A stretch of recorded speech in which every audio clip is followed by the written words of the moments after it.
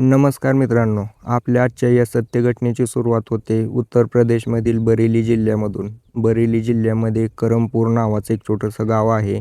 या गावामध्ये राहणारी 28 वर्षांची गायत्री देवी जी की दिसायला एकदम सुंदर होती आणि विधवा होती. आता ही एवढी सुंदर होती की गावातल्या प्रत्येक व्यक्तीची इच्छा होती की ही आपल्याला मिळावी, हिच्यासोबत संबंध करावे. गायत्री देवीचा पती 3 ते 4 वर्षापूर्वी हिला सोडून गेलेला होता. भर जवानीमध्ये सोडून गेला. त्याचं कारण होतं की गायत्री देवीचा पती दारू भरपूर प्यायचा. दारू प्यायचा ही सांगायची की दारू नको पिऊ, आपला संसाराचं वाटोळं होईल. पण त्याने काही ऐकलं नाही. अजूनपर्यंत यांना एकही मूलबाळ नव्हतं. तोपर्यंतच तिचा पती अपघातामध्ये निधन पावला. आता ही एकटी पडली होती. अपघातानंतर हिला थोडेफार पैसे मिळाले होते. त्या पैशातून या गायत्री देवीने गावामध्ये एक किराणाचं दुकान चालू केलं. कारण ती दुसरं तर काही काम करू शकत नव्हती. मजुरी करायला गेली तर ज्या रानात गेली त्या रानाचा मालक हिच्याकडे वाईट नजरेने बघायचा. परत गावातली प्रत्येक व्यक्ती तिच्याकडे वाईट नजरेने बघायची. त्यामुळे तिने निवडलं की गावातच आपलं काहीतरी काम करावं घरी बसून. त्याच्यासाठी एक तिनं छोटंसं किराणा दुकान चालू केलं. आता दुकान तर चालू केलं, पण ज्या गोष्टीसाठी तिनं दुकान चालू केलं होतं, जी की गावातलं कोणी तिच्यावरती वाईट नजर ठेवू नये, त्याच गोष्टीमुळे हिचं दुकान चालू लागलं.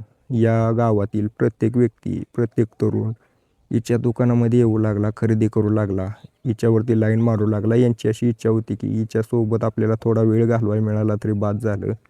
याच्यामुळे हिचं दुकान आता एवढं चालू लागलं होतं की या दुकानाचं मोठं एका शॉपमध्ये रूपांतर झालं होतं. गायत्री देवीने पैसा तर भरपूर कमवला, पण आता वेळ होती गुंतवणूक करायची.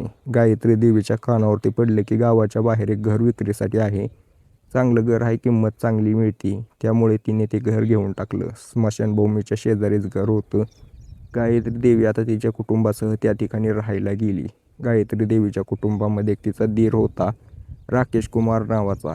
राकेश कुमार दिसायला एकदम काळा भंगार, डोळ्याने कैना आणि सगळ्यात बेकार त्याची म्हणजे चाल, तो दारू प्यायचा. आणि हेच तिला पटत नव्हतं.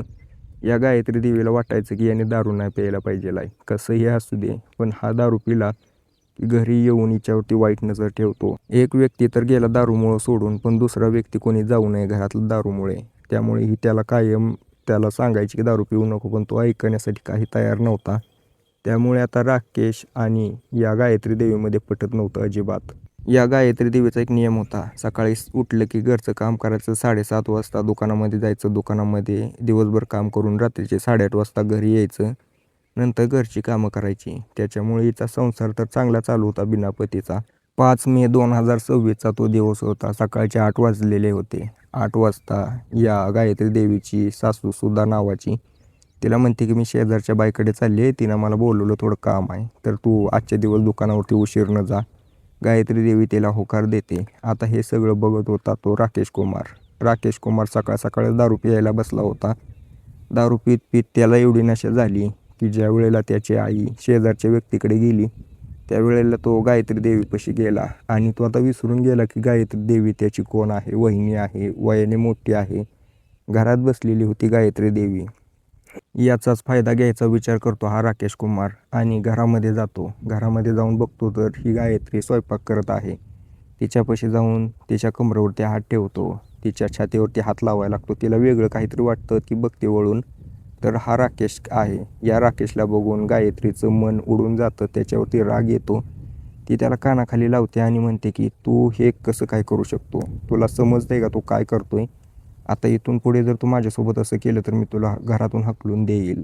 राकेश कुमार आता हे सगळं ऐकून त्याला वाटलं की अपमान झाला आहे माझा, आता या घरामध्ये राहण्याचं काहीच कारण नाही. त्यामुळे तो तडफडीनं घरातून त्याची कापडं घेऊन निघून गेला त्या ठिकाणाहून. 2-3 तासानंतर गायत्री देवीची सासू सुद्धा त्या ठिकाणी येते. ही रडत बसलेली होती. त्यावेळेला ती विचारते की काय झालं, तर ही सुधाला सांगते की असं असं झालंय, दिरानं असं केलं राकेशनं. त्यावेळेला ही सुद्धा त्याच्यावरती खूप रागवते, त्याला फोन करून शिव्या देते आणि म्हणते की परत तू काय घराकडे येऊ नको, इकडं जर आला तर तुझं टंगडं तोडीन. आता तसं बघायला गेलं तर या राकेशने तिच्यासोबत केलं हे काय तिच्यासाठी चुकीचं नव्हतं, कारण ही जी होती एकदम चरित्रहीन महिला होती. हिचं चालचलन काय ठीक नव्हतं. ज्या वेळेला पण एका जवान सुंदर व्यक्तीला बघायची त्याच्याकडे ती बघतच राहायची. तिच्या पती गेल्यापासून एखादा पार्टनरची आवश्यकता होती तिला. आता ही राकेशसोबत करू शकत होती, पण तो काय दिसायला सुंदर नव्हता. त्यामुळे ही त्याला विरोध करायची. तसं बघायला गेलं तर बाहेरच्या व्यक्तींसोबत ही चांगल्या प्रकारे वागायची. काही व्यक्तींसोबत तिने संबंध पण केलेले होते. एवढे दिवस पती गेल्यापासून काय राहू शकते का महिला? काही दिवसानंतर 10 मे 2026च्या सकाळचे 7 वाजता आपलं गायत्री देवी तिच्या रुटीनप्रमाणे दुकानात आली. दुकानात आल्यानंतर साफसफाई केली, काउंटरवर बसली. काउंटरवर बसल्यानंतर जे काय ग्राहक येत होते त्यांना जे काय वस्तू लागत होत्या त्या सगळ्या देऊन टाकल्या. ज्यावेळेला दुपारचे 11-12 वाजता ग्राहक कमी झाले त्यावेळेला गायत्री देवी मोबाईल काढून बसली. आता मोबाईल बघत बघत तिच्या मनामध्ये काय आलं काय माहिती, ती त्या ठिकाणी अश्लील व्हिडिओ बघू लागली. तेवढ्यातच तुम्हाला सांगतो मित्रांनो, एक व्यक्ती आला तिथं. व्यक्ती म्हणू शकतो किंवा एक पोरगा म्हणू शकतो, जो की त्याच गावातल्या जमीनदाराचा पोरगा होता. 12वीमध्ये शिक्षण घेत होता. तो बघतो, त्याचं नाव अशोक. तो अशोक बघतो की ही गायत्री देवी मोबाईल बघत आहे. तो तिला म्हणतो की ओ वहिनी, ते जरा मला चॉकलेट द्या की थोडं. ती घाबरते थोडं, मोबाईल तसंच काउंटरवरती ठेवते आणि त्याला चॉकलेट देते. त्यावेळेला तो बघतो तर ही त्या मोबाईलमध्ये अश्लील व्हिडिओ बघत आहे. आता याच्या मनामध्ये तिच्याबद्दल अनेक विचार येऊ लागतात. तसं बघायला गेलं तर हा अशोक तर काय चांगला पोरगा होता काय? हे जमीनदाराचा पोरगा होता. यालाही वाईट नाद गावामधल्या जेवढ्या काही महिला असतील तेवढ्यासोबत आपण म्हणू शकतो की याने वेळ घालवला होता. ज्या वेळेला ही गायत्री देवी याला चॉकलेट देते आणि त्याच्याकडून पैसे घेते त्यावेळेला हा तिला म्हणतो की हे तुम्ही मोबाईलवर जे बघताय ते चुकीचं आहे. असं बघायला नाही पाहिजे, वाईट आहे. गायत्री देवी त्याच्या पुढची महिला ती म्हणते की मला ज्या वेळेला माझं मन शांत करायचं असतं किंवा कोणासोबत वेळ घालवायचा असतो त्यावेळेला मी असं व्हिडिओ बघते. हिचा इशारा आता हा अशोक समजत होता. अशोक पण तिला रिस्पॉन्स द्यायला चालू करतो. या गायत्रीला चांगल्या प्रकारे माहिती होतं की हा अशोक एका जमीनदाराचा पोरगा आहे आणि घरात एकटाच पोरगा आहे. सगळी संपत्ती याच्याकडे आहे, भरपूर पैसा आहे. काही वेळानंतर ही गायत्री देवी त्याला म्हणते की आता काय सांगू, माझ्या दुकानामध्ये एवढी किल्लत चालू आहे, मला एका 10,000 रुपयाची गरज आहे, पण ते 10,000 रुपये मला कुठून मिळतील? ज्या वेळेला हे अशोकला असे म्हणते त्यावेळेला अशोक म्हणतो, काय बोलताय, तुमच्यासाठी तर मी घरातून चोरी करून पण पैसे आणून देईल. तुम्हाला 10,000चीच गरज आहे ना, मी देतो तुम्हाला 10,000, पण मला सांगा आता मला त्याच्या बदल्यात काय भेटेल? गायत्री देवीला जे पाहिजे होतं तोच हा पोरगा बोलत होता. गायत्री देवी म्हणते, काय भेटेल म्हणजे तुला जे पाहिजे ती मी त्या 10,000 रुपयेसाठी तुला देईल. अशोक कुमार म्हणतो, मला तुमच्यासोबत वेळ घालवायचा आहे थोडा. गायत्री देवी ठीक आहे म्हणते, असं कर, माझ्यासाठी पैसे घेऊन ये आणि रात्रीचे 10-11 वाजता माझ्या घरापुढे एक स्मशानभूमी आहे ना, त्या ठिकाणी ये तू आणि तुला जेवढा वेळ घालवायचा तेवढा घाल तू मनसोक्तपणे. त्यावेळेला अशोक कुमार म्हणतो, सगळं खरं आहे, पण मला स्मशानभूमीत भीती वाटते. त्या ठिकाणी भूतं वगैरे असतात, मी त्या ठिकाणी येत नाही, मी तुमच्या घरी येतो. त्यावेळेला ही गायत्री म्हणते की नाही, माझ्या घरी माझी सासू असते, त्या ठिकाणी तर काय जमणार नाही. आता अशोक ज्या वेळेला असं ऐकवतो त्यावेळेला तो वाफेवर आलेला होता. तो होकार देऊन टाकतो, म्हणतो की ठीक आहे, स्मशानभूमीत येतो मी आणि येताना पैसे पण घेऊन येतो. या दोघांचं ठरतं त्या ठिकाणी की स्मशानभूमीत रात्रीच्या 10-11 वाजता.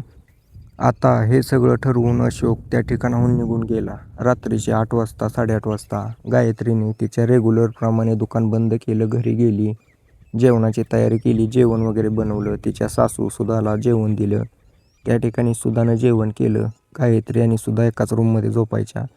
त्या दोघी झोपून गेल्या. रोजच्याप्रमाणे ही आपली सुधा जी होती ती झोपून गेली, पण जी गायत्री होती तिच्या मनामध्ये चोर होता. तिला स्मशानभूमी गाठायची होती कसं पण करून. घड्याळाकडे बघत होती, 10 कधी वाजते, 10 कधी वाजते. आता काही वेळानंतर 10 वाजल्या. ही गायत्री त्या ठिकाणाहून रूममधून बाहेर पडते आणि चोरी छुप्या पावलानं त्या स्मशानभूमीकडे निघायला लागते. स्मशानभूमीच्या बाहेर पोहोचल्यानंतर 10:15 वाजलेले होते. बघते तर तिला भीती वाटत होती, कारण 2 दिवसापूर्वीच त्या ठिकाणी एक प्रेत जाळलेलं होतं. या गायत्रीला भीती वाटू लागते, पण ती हिंमत करून काही वेळ तिथं थांबते. 10:30 वाजता अशोक पण त्या ठिकाणी पोहोचतो. अशोकला बघितल्यानंतर गायत्री खुश होते. गायत्री आणि अशोक त्या ठिकाणी आता चुकीचं नातं बनवू लागतात आणि नातं तोपर्यंत बनवतात जोपर्यंत यांची मनशांती होत नाही. गायत्रीने भरपूर दिवसानंतर असं संबंध केले होते. 12वीतला पोरगा होता, जवान होता, जोशीला होता, त्यामुळे हिला त्याने चांगलंच रगडून काढलं.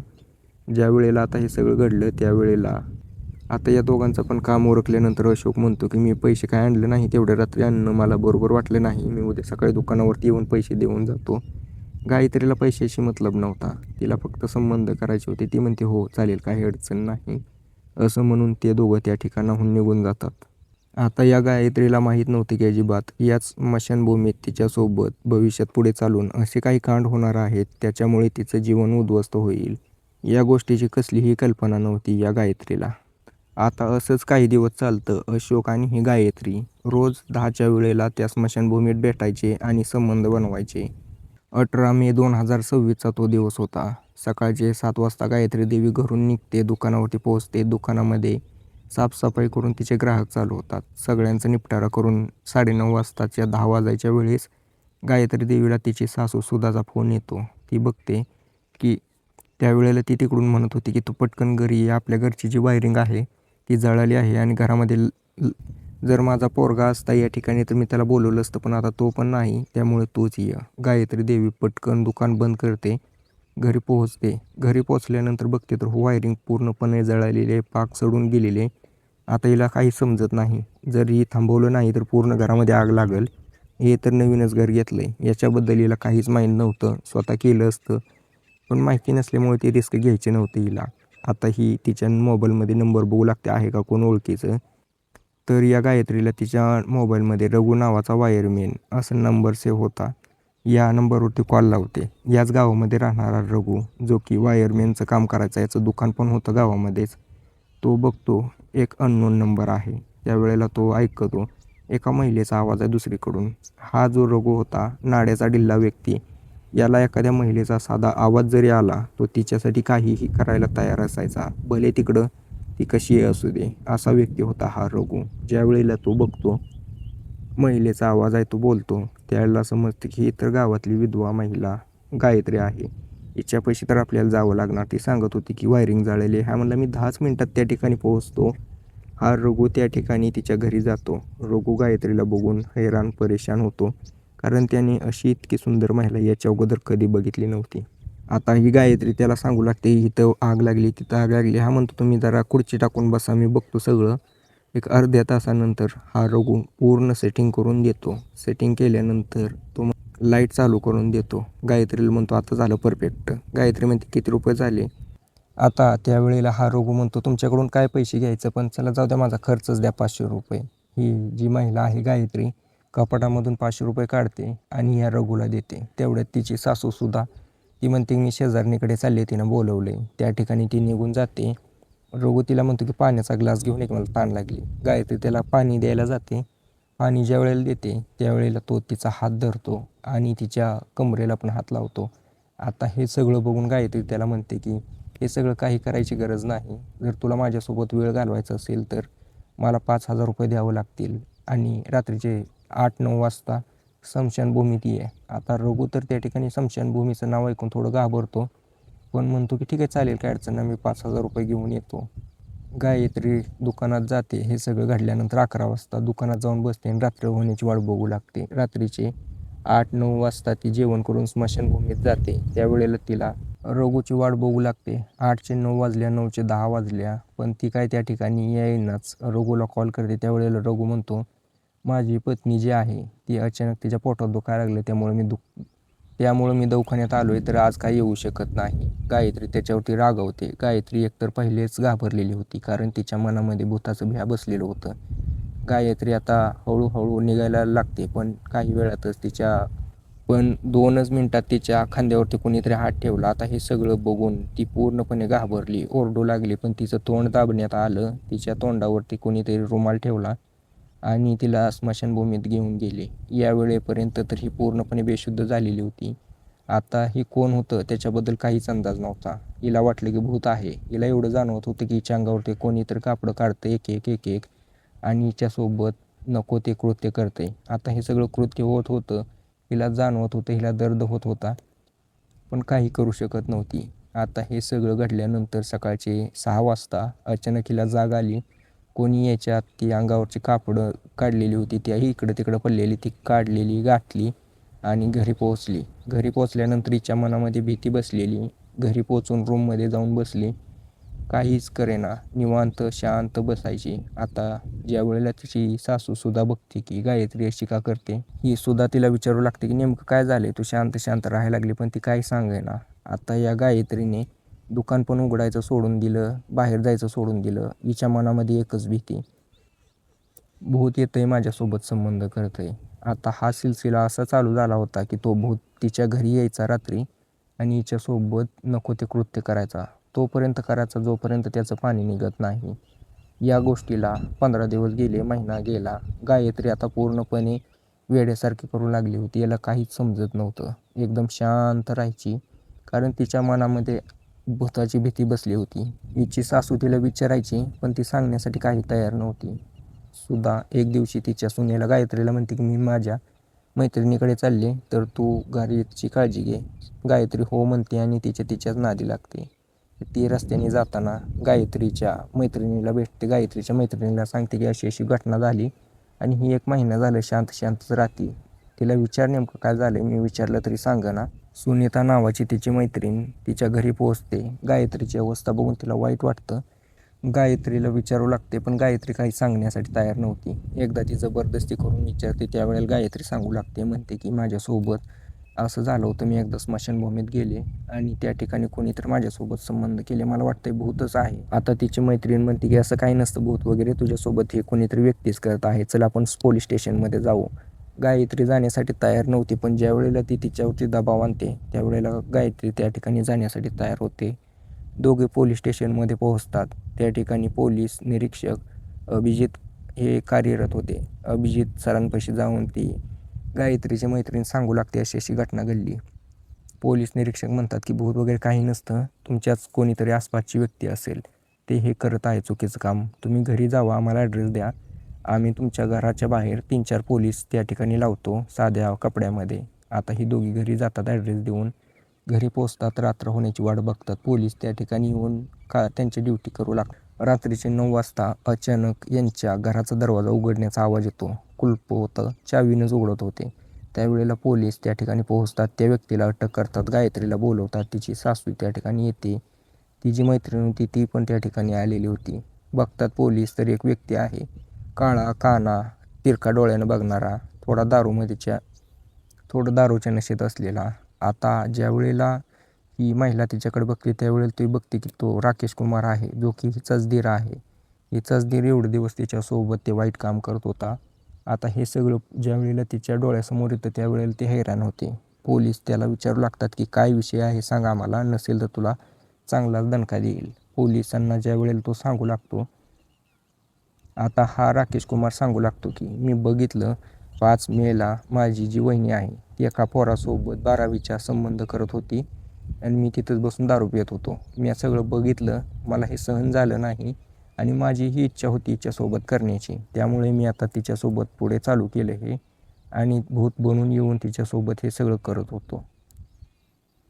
या पूर्ण घटनेचं रहस्य तर उघड झालं, पण गायत्री देवीच्या मनावरती जो आघात झाला होता तो आघात काय अजूनपर्यंत नीट झाला नाही. गायत्री देवी अजूनपर्यंत घाबरलेली असते. आता या राकेश कुमारला जी शिक्षा व्हायची ती भविष्यात चालून पोलीस आणि जज साहेब देतीलच. पण मला आता सांगा, यामध्ये चूक खरी कोणाची आहे, गायत्रीची का त्या राकेश कुमारची? कमेंट नक्की करा.